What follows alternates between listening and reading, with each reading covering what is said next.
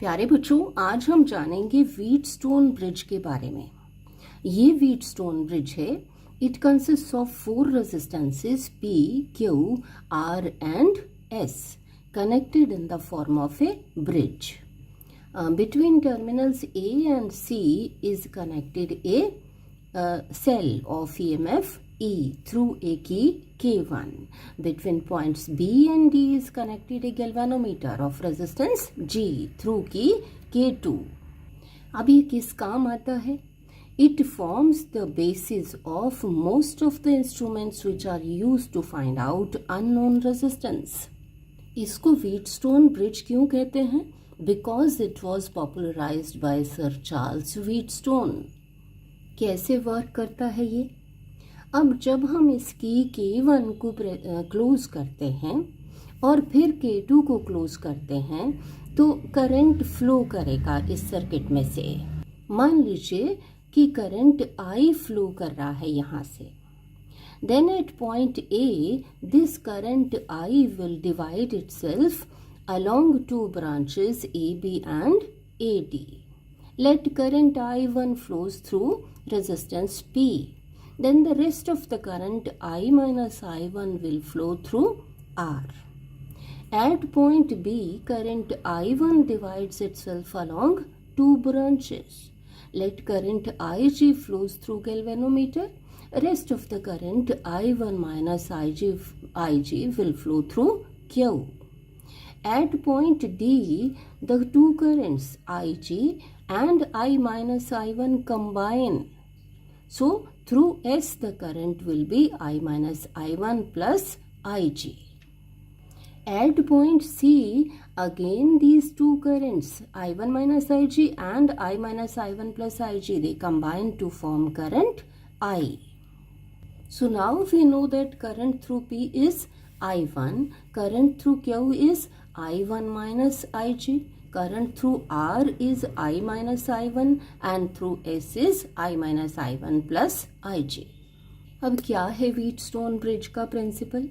If on pressing or if on closing the battery key K1 first and then galvanometer key K2, if galvanometer shows 0 deflection, then P over Q is equal to R over S, or P over R is equal to Q over S. Means this resistance divided by this resistance must be equal to this resistance divided by this, or resistance P divided by R is equal to Q divided by S. ये कब valid होगा? When galvanometer shows 0 deflection. On passing the current flow कर रहा है circuit में से, लेकिन फिर भी अगर गैल्वेनोमीटर में से करंट 0 होगा, that is if IG is equal to 0, then this relation holds. आइए इसको प्रूव करते हैं।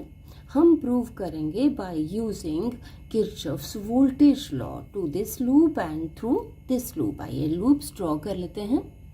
Applying Kirchhoff's second law to loop ABDA. Resistance is P, current through it is I1, product I1 into P. This product will be positive because we are traversing in the direction of current. Now plus next is galvanometer. Its resistance is G, current through it is IG, product हो गया G into IG. This product will also be positive because we are traversing in the direction of current. Next, now through R we are traversing in the opposite direction, opposite to current. Resistance is R and the current is I minus IG. Product ये हो गया, लेकिन ये negative because current इस direction में, हम ट्रेवर्स कर रहे हैं इस डायरेक्शन में, माइनस दिस इक्वल टू, अब इस लूप में कोई भी सेल नहीं है, so this is equal to 0। चलिए, now if the bridge is balanced, current through galvanometer is 0. Ig is equal to 0. Let's put Ig is equal to 0 in this equation.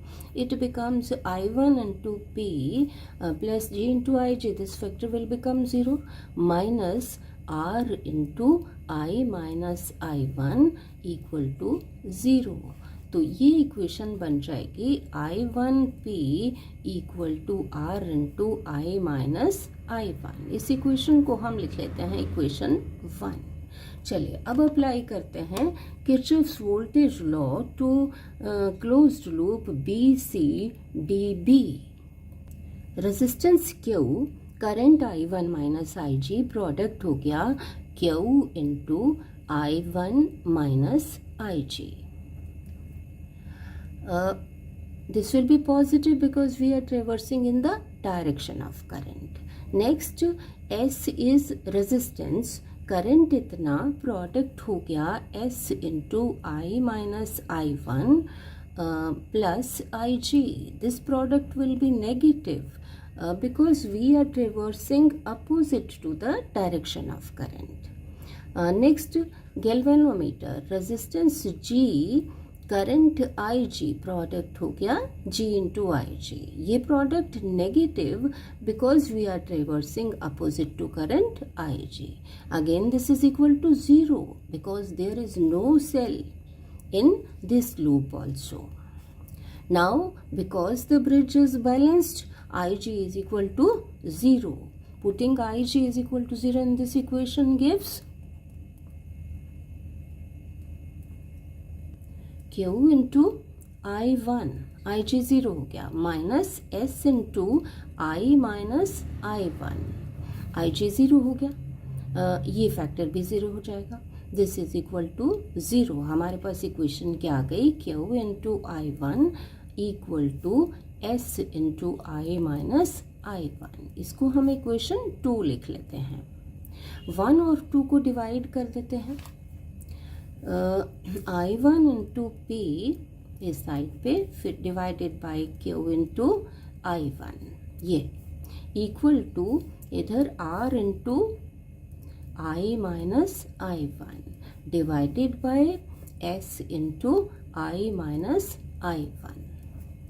तो हमारे पास ये कैंसिल हो जाएगा, ये I1 कैंसिल हो जाएगा. हमारे पास आ गया P over Q equal to R over S. This is the Wheatstone bridge principle.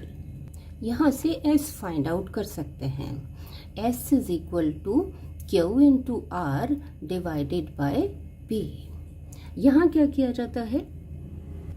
K1 को क्लोज करते हैं, फिर K2 को क्लोज करते हैं और P, Q और R को एडजस्ट किया जाता है so that the galvanometer shows 0 deflection. उस केस में यहाँ से हम S फाइंड आउट कर लेते हैं. अब ये थ्योरेटिकल है, हम इसकी एप्लीकेशन मीटर ब्रिज में फाइंड आउट करते हैं रेजिस्टेंस. इस मेथड से हम पढ़ेंगे आगे.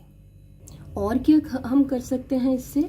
हम फाइंड आउट कर सकते हैं रेजिस्टेंस ऑफ गैल्वेनोमीटर ऑल्सो. हम गैल्वेनोमीटर को इस ब्रांच में, CD ब्रांच में S की जगह लगा देते हैं. कैसे? इस तरह से हम गैल्वेनोमीटर को यहाँ कनेक्ट कर दिया. अब P में से उसी तरह से करंट I1 फ्लो करेगा, Q में से I1 minus I0 current flow करेगा इस ब्रांच में से, R में से ये करंट और गैल्वेनोमीटर में से ये करंट. अब क्या जाता है कि हम इसको पहले क्लोज करते हैं, करंट I, और इसको ओपन रखते हैं. ओपन रखने से क्या होगा कि ये करंट 0 हो जाएगा, I0 फ्लो नहीं करेगा इस ब्रांच में से. अब जब I0 यहाँ से फ्लो नहीं करेगा तो इसमें गैल्वेनोमीटर में से कितना करंट? I minus I1. अब इस करंट की वजह से गैल्वेनोमीटर कुछ डिफ्लेक्शन देगा.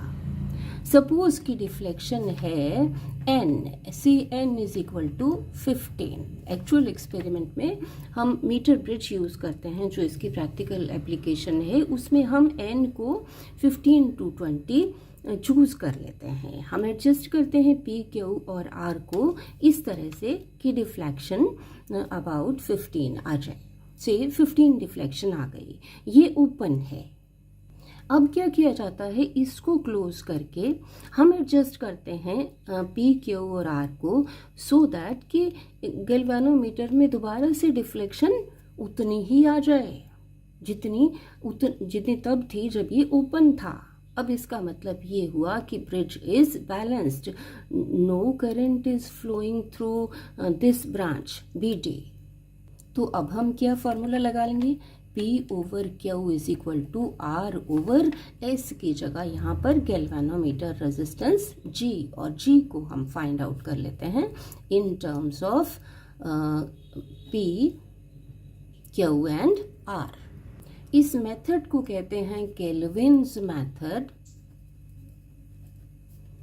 To find out resistance of galvanometer. इसको इक्वल डिफ्लेक्शन मेथड भी कहते हैं, क्योंकि पहले जितनी डिफ्लेक्शन थी इसको क्लोज करके दोबारा से हम सेटिंग करते हैं पी क्यू और आर की, ताकि डिफ्लेक्शन सेम आ जाए। सो इक्वल डिफ्लेक्शन मेथड भी इसको कहते हैं। सो बच्चों, I am sure you have followed. Thank you.